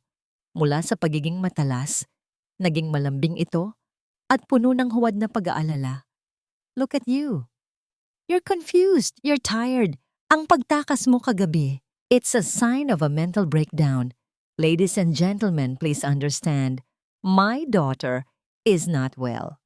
Isang mahinang bulungan ang gumapang sa hanay ng mga reporter. Ang mga kamera ay mabilis na humarap kay Teodora. Ang mga flash ay tila mga kidlat na naghahanap ng mapapatamaan. Huwag mong gamitin ang medisina para itago ang mga krimen mo, Mama. Ang boses ni Teodora ay malamig. Walang emosyon, na tila ba binabasa niya ang resulta ng isang lab results. Nandito ako, hindi bilang isang anak na humihingi ng tawad. Nandito ako bilang isang saksi sa matagal mo ng pagnanakaw sa buhay ng mga tao. Stop this nonsense! Sigaw ni Dr. Arrieta, ang kanyang mukha ay maputla at pinagpapawisan sa ilalim ng malakas na ilaw. May mga ebidensya kami ng pagnanakaw mo ng narcotics, Teodora. May mga pirmadong logbooks kami. Ang logbooks na ikaw mismo ang pumirma, Dr. Arrieta? Mabilis na tugon ni Teodora. Inilabas niya ang kanyang tablet at ikinonekta ito sa malaking screen ng lobby na karaniwang nagpapakita ng mga advertisement ng ospital. Sa isang saglit, ang mukha ni Beatriz ay napalitan ng mga hanay ng numero at mga bank statement. Ang mga tao sa lobby ay napasinghap. Ang mga dokumentong yon ay nagpapakita ng mga sunod-sunod na deposito sa isang account sa Singapore. Isang account na ang benepisyaryo ay ang asawa ni Dr. Arrieta at ang nagpapadala ay ang Preston Holdings. Iyan ang utang na loob na sinasabi niyo, hindi ba? Ang boses ni Teodora ay tumaas ng bahagya. sapat lang para maramdaman ng lahat ang bigat ng katotohanan. Ang bawat dosis ng gamot na nawawala sa mga pasyente, ang bawat kagamitan na hindi nakakarating sa charity ward, ay napupunta sa bulsa nyo para pambayad sa mga utang sa sugal ng pamilyang ito. Sinungaling, sigaw ni Beatrice. Ang kanyang maskara ng pagiging mahabaging ina ay tuluyan ng natuklap. Ang kanyang mukha ay namula sa matinding galit. Ang kanyang mga perlas ay tila sumasakal sa kanyang leeg. Peke ang mga dokumentong yan. Security, ilabas ang babaeng yan.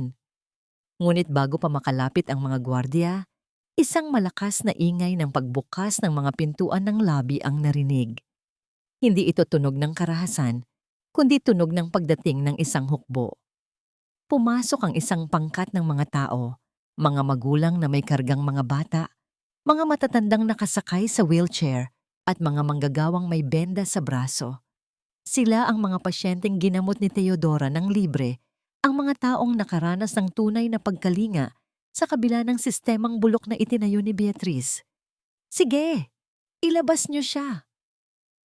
Sigaw ng isang matandang babae, ang kanyang boses ay nanginginig sa puot. Ilabas niyo ang tanging doktor na tumingin sa amin nung wala kaming pambayad dahil ninakaw niyo ang pondo ng ospital. Ang labi ay napuno ng sigawan ng katarungan. Ang gigil ng taumbayan ay hindi na mapigilan. Ang mga reporter na kanina ay tila mga buwitre, ngayon ay mabilis na nag-uunahan sa pagkuha ng pahayag mula sa mga tunay na biktima. Napansin ni Teodora si Mateo na nasa likod ng mga tao. Tumango ito sa kanya habang hawak ang kanyang telepono. Ang buong pangyayari ay naka-livestream sa bawat sulok ng bansa. Ang palasyo ni Doña Beatriz ay hindi lang basta nagkakabitak-bitak. Ito ay gumuho sa harap ng kamera. Tapos na ang operasyon, Mama. Iulit ni Teodora habang dahan-dahang lumalapit sa kanyang ina. Tinanggal ko na ang tumor. At ikaw iyon. Nanginginig ang buong katawan ni Beatrice. Tumingin siya sa paligid, naghahanap ng kakampi, ngunit maging si Dr. Arieta ay nakayuko na at umiiyak sa tabi ng podium. Sa sandaling iyon, ang makapangyarihang Doña Beatrice Preston ay mukhang isang maliit at kaawa-awang matanda. Ngunit sa gitna ng kanyang pagkatalo, isang huling galangiti ng kamatayan ang gumuhit sa mga labi ni Beatrice. Kinuha niya ang kanyang telepono at may mabilis na itinitype. You think you saved them, Teodora? Bulong ni Beatrice. Ang boses ay puno ng asido. Tingnan natin kung gaano kabilis tumibok ang puso mo kapag nalaman mong ang charity ward, kung nasaan ang mga paborito mong pasyente, ay may gas leak na hindi nyo napansin. Kasabay ng mga salitang yon, ang tunog ng isang malakas na alarma ng sunog ay nagsimulang gisingin ang buong gusali. Ang panik ay mabilis na kumalat at ang amoy ng usok ay nagsimulang manuo sa loob ng air conditioning system. Ang malakas na tunog ng alarma ay tila isang huling hudyat ng pagkagunaw ng mundong itinayo ni Doña Beatriz. Ang lobby na kanina ay punong-puno ng pag-asa at katarungan ay biglang naging isang dagat ng kaguluhan. Ang mga tao ay nag-uunahan sa pagtakbo patungo sa mga exit. Ang kanilang mga sigaw ay humahalo sa walang tigil na pag-ikot ng pulang liwanag ng emergency lights. Teo, kailangan nating umalis. Ang charity ward, nandoon ang mga oxygen tanks. Kapag kumalat ang apoy doon, sasabog ang buong wing. Sigaw ni Mateo habang pilit na hinahawi ang mga taong nagpapanik. Tumingin si Teodora sa kanyang ina. Si Beatrice ay nakatayo pa rin sa gitna ng entablado. Ang kanyang mukha ay may bakas ng isang nakapanindig balahibong tagumpay. Ang amoy ng kanyang mamahaling perfume ay unti-unti nang nilalamon ng amoy ng nasusunog na mga kable ng kuryente at ang matapang na amoy ng LPG na nagsisimulang kumalat sa air conditioning vents. Ganyan ka ba talaga kawalang hiya, Mama? Pati ang mga batang walang laban, idadamay mo para lang hindi ka mabulok sa kulungan. Ang boses ni Teodora ay puno ng pait. If I go down, Teodora, I will take your precious career and your little patience with me, bulong ni Beatrice. Ang kanyang mga mata ay nanlilisik sa dilim. Hindi na sumagot si Theodora. Tinalikuran niya ang kanyang ina. Sa sandaling iyon, ang kanyang pagiging anak ay tuluyan ng namatay at ang kanyang pagiging doktor ang nanaig. Mateo, tawagan mo ang fire department at sabihin mong i-isolate ang gas line ng North Wing. Pupunta ako sa charity ward, utos ni Theodora habang tumatakbo patungo sa hagdanan. Ayaw niyang gumamit ng elevator dahil alam niyang maaari itong maging isang bitag. Ang bawat hakbang niya sa hagdanan ay tila pag-akyat sa isang nagbabagang bundok. Ang init ay nagsisimulang manuot sa kanyang balat at ang usok ay nagpapaiyak sa kanyang mga mata. Pagdating niya sa charity ward, sinalubong siya ng mga umiiyak na nurse at mga pasyenteng hirap sa paghinga. Doktora, ang sanggol sa room 302, hindi namin mailabas. Nakakandado ang pinto at puno na ng usok sa loob. Sigaw ng isang nurse habang tinatakpan ng ilong ng basang tela. Iyon ang batang inoperahan ni Theodora. Ang batang naging dahilan kung bakit siya nakatanggap ng kape sa dibdib. Hindi nag-alinlangan si Theodora. Kinuha niya ang isang fire extinguisher at ginamit ito para basagin ang salamin ng pinto. Ang bawat pagtama ng bakal sa salamin ay tila isang suntok sa dibdib ni Beatrice. Sa loob, ang usok ay kasing kapal ng gabi. Gapang ang ginawa ni Theodora, ang kanyang mga daliri ay humahaplos sa malamig na sahig hanggang sa maramdaman niya ang bakal na paa ng incubator. Binuhat niya ang sanggol. Ang maliit na katawan nito ay nanginginig sa takot. Shh! Huwag kang mag-alala. Munting anghel, hindi kita pababayaan. Bulong ni Theodora. Paglabas niya ng silid, sinalubong siya ni Mateo na may dalang mga basang kumot. Teo, bilis! Ang apoy ay nasa ibaba na natin. Habang pababa sila, nakita ni Theodora ang isang eksenang hinding-hindi niya malilimutan. Si Doña Beatriz ay sinusubukang tumakas sa service exit, ngunit ang mga pamilya ng mga pasyenteng kanina ay nasa lobby ay nakaharang sa kanyang daan.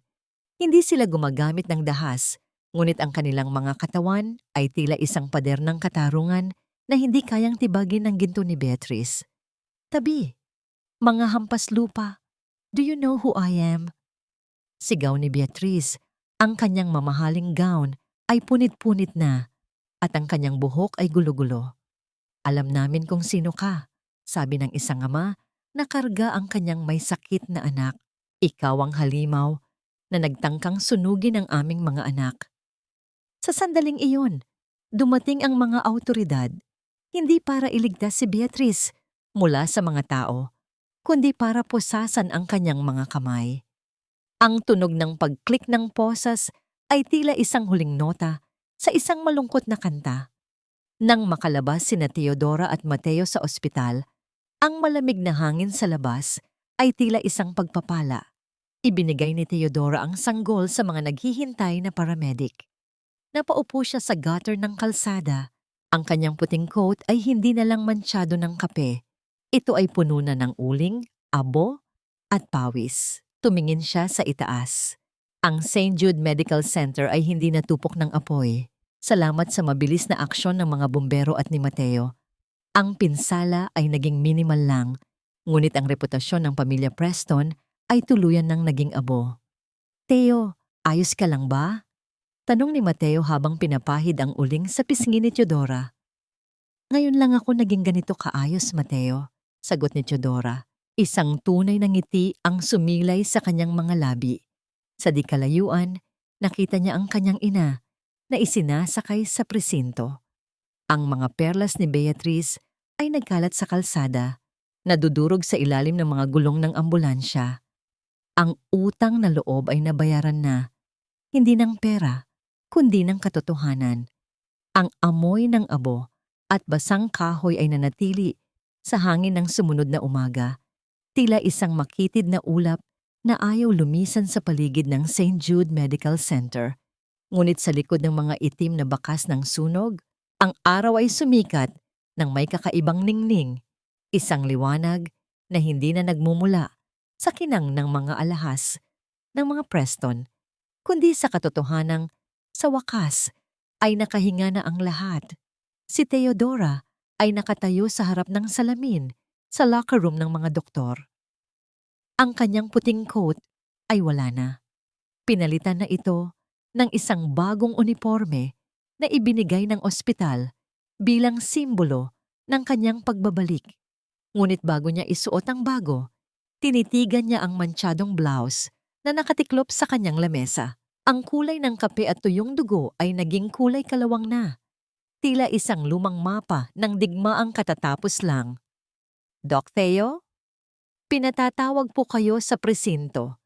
Tapos na raw po ang preliminary hearing ni Doña Beatriz at Clarissa. Ang boses ng isang batang nurse ay pumutol sa kanyang pagmumuni-muni. Tumango si Theodora. Salamat. Susunod na ako. Pagdating niya sa himpilan ng pulisya, sinalubong siya ng isang tanawing hinding-hindi niya inakalang makikita sa kanyang buong buhay. Sa loob ng isang makipot na holding cell, nakaupo si Doña Beatriz. Wala na ang kanyang mga perlas. Wala na ang kanyang maayos na pagkakaayos ng buhok. Nakasuot siya ng isang kulay kahel na t-shirt na may tatak ng bilangguan. Isang tela na magaspang at mukhang mura. Ang uri ng tela na dati ay kinasusuklaman niyang madikit sa kanyang balat. Sa kabilang selda, si Clarissa ay nakasubsob sa kanyang mga tuhod. Walang tigil ang paghikbi. Ang kanyang mga kuko na dati ay laging may mamahaling nail art ay bali-bali na at puno ng dumi mula sa pagtatangkang tumakas kagabi. Nandito ka na ba para pagtawanan kami? Ang boses ni Beatriz ay nanggagaling sa kailaliman ng kanyang lalamunan, tuyo at puno ng lason. Nandito ka na ba para makita ang hiya na idinulot mo sa pamilyang ito? Naglakad si Theodora palapit sa rehas. Ang tunog ng kanyang mga sapatos sa sementadong sahig ay matatag at direkta. Hindi ako napunta rito para sa'yo, Mama.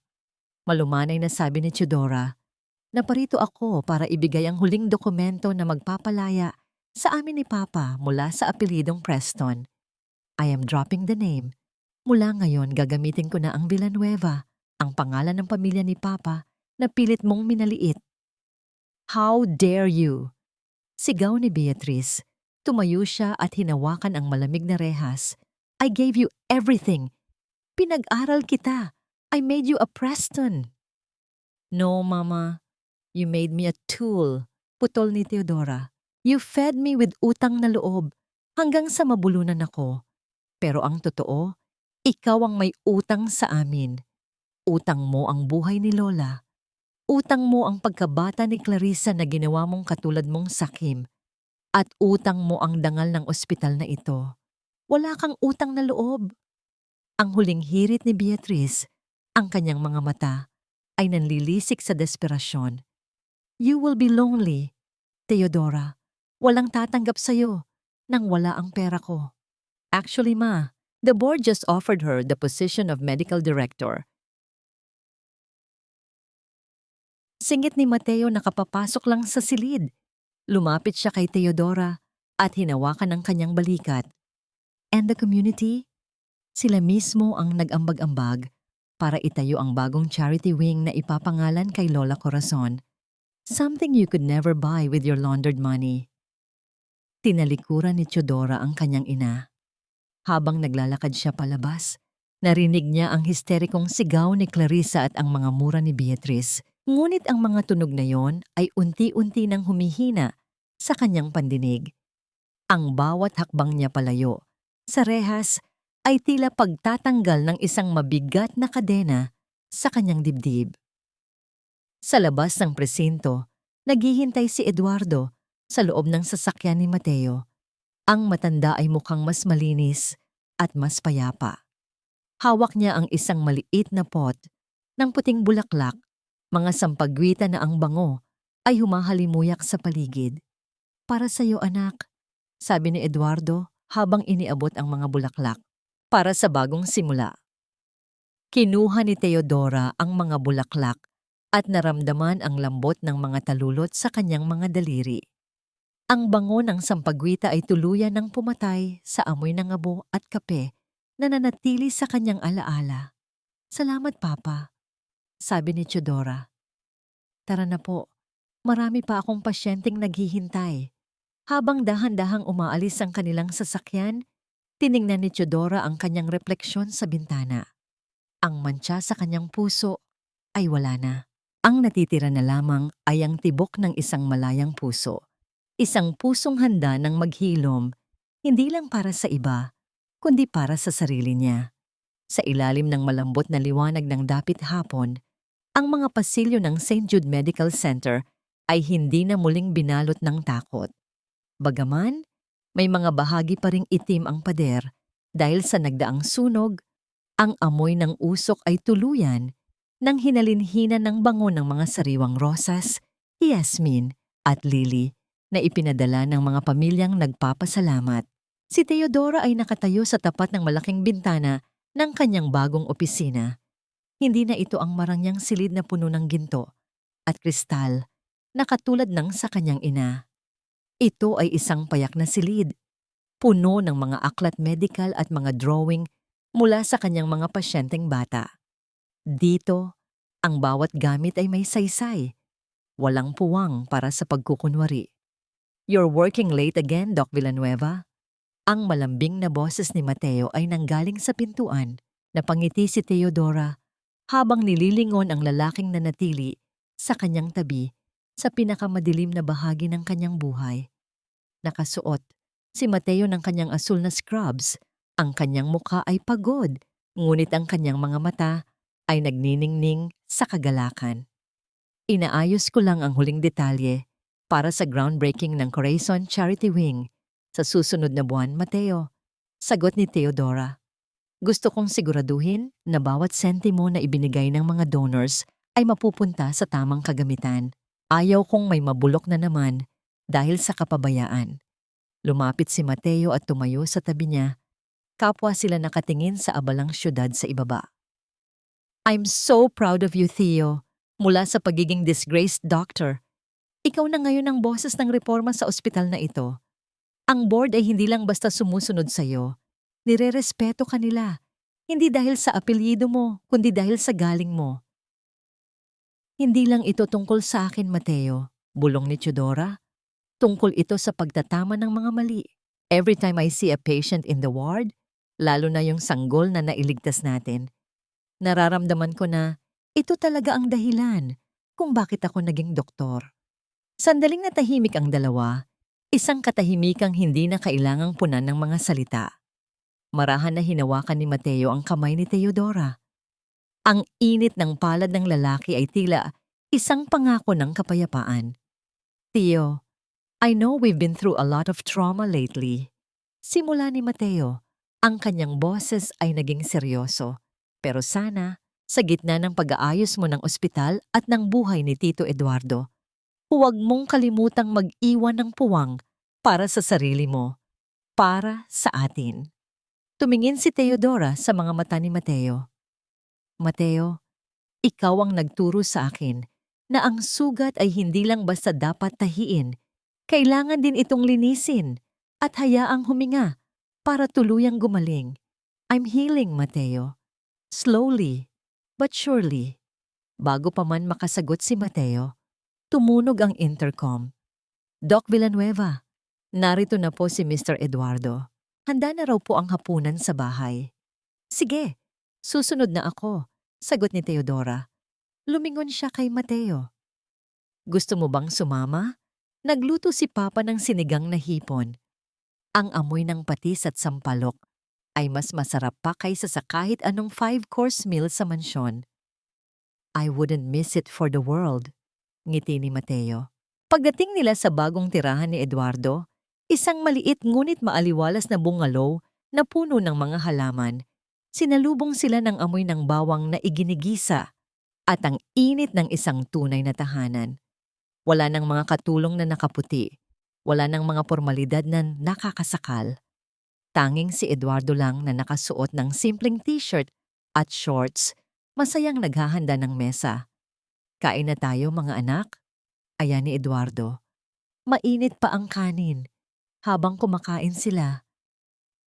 Habang ang tawanan ni Eduardo at Mateo ay pumupuno sa maliit na silid. Napatingin si Teodora sa kanyang ama. Ang mga linya ng lungkot sa mukha nito ay tila nabura na ng tunay na kaligayahan. Wala na ang takot sa kanyang mga mata. Naalala ni Teodora ang unang gabi ng kanyang laban. Ang mantsa ng kape, ang ulan, ang takot. Ngunit ngayon, habang dinadama niya ang init ng sabaw at ang pagmamahal ng mga taong nasa paligid niya, na-realize niya na ang tunay na tagumpay ay hindi ang makitang nagdurusa ang mga nanakit sa kanya. Ang tunay na tagumpay ay ang kakayahang kumain ng may payapang kalooban sa harap ng mga taong tunay na nagpapahalaga sa kanya. Nga pala, Theo, sabi ni Eduardo habang nagliligpit ng pinggan. May dumating na sulat mula sa abogado ni Beatrice kanina. Humihingi siya ng pagkakataong makausap ka. Gusto raw niyang humingi ng tawad bago ang huling sentensya sa kanya. Tumigil si Teodora sa pag-inom ng tubig. Ang pangalang Beatrice ay hindi na nagdudulot ng panginginig sa kanyang mga kamay, kundi isang malalim na buntong hininga ng pagtanggap.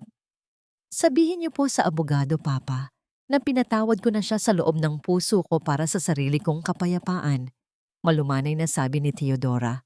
Pero ang katarungan ay dapat mangyari. Hindi ko kailangang makita siya para malaman na malaya na ako. My silence is my final answer to her utang na loob. Gumiti si Eduardo at tinapik ang kamay ng anak. Tama ka, anak. Ang pagpapatawad ay hindi para sa kanila, kundi para sa atin. Pagkatapos ng hapunan, lumabas sina Teodora at Mateo sa maliit na beranda. Ang langit ay puno ng mga bituin at ang ihip ng hangin ay may kasamang bango ng gabi.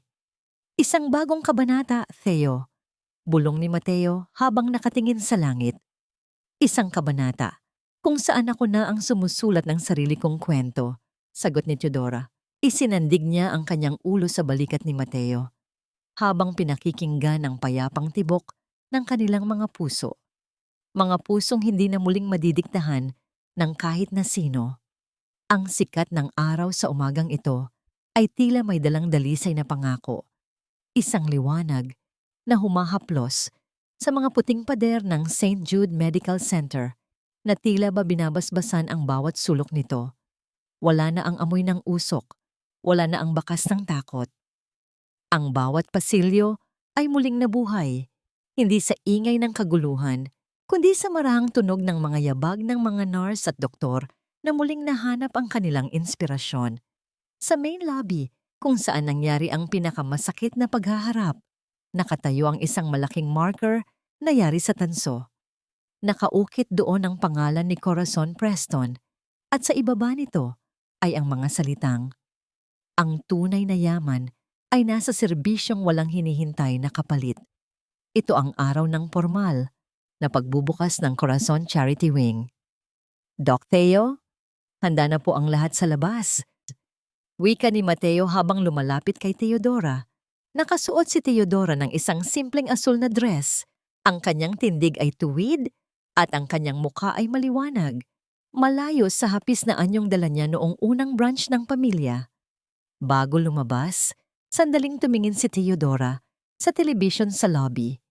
Ang balita ay tungkol sa huling hatol ng korte. Si Doña Beatrice at Clarissa Preston ay formal ng hinatulan ng habambuhay na pagkabilanggo dahil sa mga kaso ng estafa, money laundering at arson. Wala silang piyansa. Ang bawat ari-arian ng mga Preston ay pinal na ring na sequester para pambayad sa mga utang ng kumpanya at bilang danyo sa mga pasyenteng naapektuhan ng kanilang kasakiman. Sa screen, nakita ni Teodora ang isang maikling clip ni Beatrice habang inilalabas ng korte. Ang matanda ay nakayuko, pilit na itinatago ang mukha sa mga kamera, isang matinding hiya na mas masakit pa kaysa sa rehas ng kulungan. Ang babaeng dati ay hindi makalakad nang walang escort at mamahaling alahas, ngayon ay isa na lamang numero sa loob ng bilangguan. Hindi naramdaman ni Theodora ang galit. Ang naramdaman niya ay isang malalim na katahimikan. Ang karma ay hindi isang mabilis na kidlat. Ito ay isang dahan-dahang pag-ani ng mga binhing itinanim mo sa loob ng mahabang panahon. Tio, ayos ka lang? Tanong ni Mateo. Ang kanyang tinig ay puno ng pag-unawa. Ayos lang ako, Mateo. Tinitingnan ko lang kung paano nagbabago ang mundo sa loob ng isang taon. Sagot ni Theodora. Tara na. Paglabas nila sa garden ng ospital, sinalubong sila ng masigabong palakpakan. Naroon ang mga pasyenteng dati ay walang boses, ang mga pamilyang tinulungan ni Theodora, at ang mga kasamahan sa trabaho na dati ay nagduda sa kanya. Sa gitna nila, nakatayo si Eduardo Villanueva, ang kanyang ama, na siyang magbibigay ng pambungad na pananalita. Ngayong araw, simula ni Eduardo, ang kanyang boses ay malakas at hindi na nanginginig. Hindi lang natin binubuksan ang isang gusali. Binubuksan natin ang isang bagong kabanata para sa ospital na ito. Ang aking anak, si Dr. Theodora Villanueva, ay nagturo sa atin na ang pinakamatinding mantsa ay hindi ang kape sa damit, kundi ang kawalan ng malasakit sa ating kapwa. Tumayo si Theodora sa harap ng mikropono. Tumingin siya sa malawak na madla at sa isang sandali, tila nakita niya ang anino ni Lola Corazon na nakatayo sa dulo ng hardin, nakangiti at tumatango sa kanya. Maraming salamat po. Simula ni Theodora, ang gusaling ito ay para sa inyo. Dito, ang bawat pintig ng puso ay mahalaga. Dito, walang utang na loob na kailangang bayaran. Dahil ang paggamot ay isang karapatan, hindi isang pabor. Nang gupitin ni Theodora ang ribbon, ang tunog ng gunting na humiwa sa seda ay tila huling pagputol sa lahat ng ugnayan niya sa madilim na nakaraan. Matapos ang seremonya, habang naglalakad sila ni Mateo sa loob ng bagong wing, huminto si Theodora sa tapat ng room 302, ang silid kung saan niya iniligtas ang sanggol noong gabi ng sunog. Ang bata ay nandoon, malusog na at karga ng kanyang ina. Nang makita sila ng mag-ina, agad na lumapit ang nanay at hinawakan ng kamay ni Theodora. Doktora, maraming salamat po muli kung hindi dahil sa inyo. Ang ina ay nagsimulang maiyak sa kagalakan. Wala iyon. Ang mahalaga ay malakas na siya. Ngiti ni Theodora. Nang makaalis ang mag-ina, humarap si Mateo kay Theodora. Ano na ang plano ng ating medical director matapos ang mahabang araw na ito? Gusto ko lang umuwi, Mateo. Gusto kong makasama si Papa, magluto ng hapunan, at damhin ang katahimikan ng isang bahay na walang mga lihim. Sagot ni Theodora. Maari ba akong sumama sa katahimikang iyon? Tanong ni Mateo. Ang kanyang mga mata ay nagtatanong ng higit pa sa simpleng hapunan. Hinawakan ni Theodora ang kamay ni Mateo. Mateo, ikaw ang kasama ko sa bawat bagyo. At sa bawat bagong simula, ikaw ang gusto kong makasama sa panonood ng paglubog ng araw. Habang papalabas sila ng ospital, napansin ni Theodora ang isang maliit na mantsa ng tinta sa kanyang daliri mula sa mga dokumentong pinirmahan niya kanina. Ngumiti siya. Hindi na siya natatakot sa mga mantsa dahil alam na niya ngayon na ang bawat mantsa ay may kwento ng pagpupursige at ang bawat kwento ay may pagkakataon para sa isang mas magandang bukas. Ang pangalang Preston ay maari ng mabaon sa limot, ngunit ang pangalang Villanueva ay mananatiling nakaukit sa mga pusong muling pinatibok ng katotohanan. Ang dapit hapon sa Maynila ay tila isang pintura ng ginto at ube, isang marahang pagtatapos sa isang mahabang araw na puno ng pagod, ngunit puno rin ng kabuluhan. Sa itaas ng roof garden ng Villanueva Charity Wing, ang simoy ng hangin ay may kasamang bango ng mga namumukadkad na sampagwita, ang bango ng kalinisan at kapayapaan na matagal nang ipinagkait sa puso ni Theodora. Isang taon na ang nakalipas, mula nang ang kanyang puting coat ay madungisan ng kape at dugo. Isang taon na ang nakalipas mula nang ang pangalang Preston ay naging kasing kahulugan ng isang gumuho at kinalawang na palasyo. Sa loob ng isang malamig at tahimik na selda, Sa Correctional Institute for Women, ang dating makapangyarihang Doña Beatriz ay nakaupo sa isang sementadong higaan. Ang kanyang mga kamay, na dati ay pinalalamutian ng mga diamante, ngayon ay magaspang na at may mga lamat dahil sa paglalaban ng sarili niyang mga damit. Wala nang naghahain sa kanya ng brunch sa pilak na plato. Wala nang yumuyukod sa kanyang utos. Ang tanging naririnig niya ay ang tunog ng sarili niyang paghinga sa gitna ng 4 na pader na kasing lamig ng kanyang puso. Si Clarissa naman, sa kabilang panig ng bilangguan, ay natututong mabuhay nang wala ang kinang ng social media. Ang kanyang hiya ay hindi na nagmumula sa suot na damit, kundi sa katotohanang ang tanging taong bumibisita sa kanila, si Eduardo, ay tinitingnan sila ng may habag, hindi ng may takot. Sa kabilang banda, sa maliit na garden sa Taguig, si Teodora ay nakaupo sa isang tumba-tumba habang pinapanood si Eduardo na nagdidilig ng mga halaman. Ang kanyang ama ay hindi na ang aninong walang boses. Siya na ang pundasyon ng kanilang maliit at payapang tahanan. Tio, may pinadala ang ospital. Wika ni Mateo habang lumalabas mula sa loob ng bahay. Hawak niya ang isang bagong medical journal. Sa cover nito, makikita ang larawan ni Teodora Villanueva, ang kinikilalang architect of modern public health sa bansa. Ngumiti si Teodora. Hindi na ito ang ngiti ng isang anak na pilit nagpapasikat sa kanyang ina. Ito ang nangiti ng isang babaeng alam ang kanyang tunay na halaga. Alam mo, Mateo, simula ni Teodora habang isinasandal ang kanyang ulo sa balikat ng lalaki. Dati, akala ko ang utang na loob ay isang utang na kailangang bayaran ng buong buhay mo. Akala ko ang pamilya ay tungkol sa sakripisyong nakakasakal. At ngayon? Tanong ni Mateo habang hinahaplos ang buhok ni Teodora. Ngayon, alam ko na ang tunay na pamilya ay hindi ka pipiliting maging biktima. Ang tunay na pamilya ay ang mga taong hahawak sa kamay mo habang pinupunasan mo ang mantsa ng kahapon at hihintayin kang maging handa na muling isuot ang iyong puting coat ng may dangal.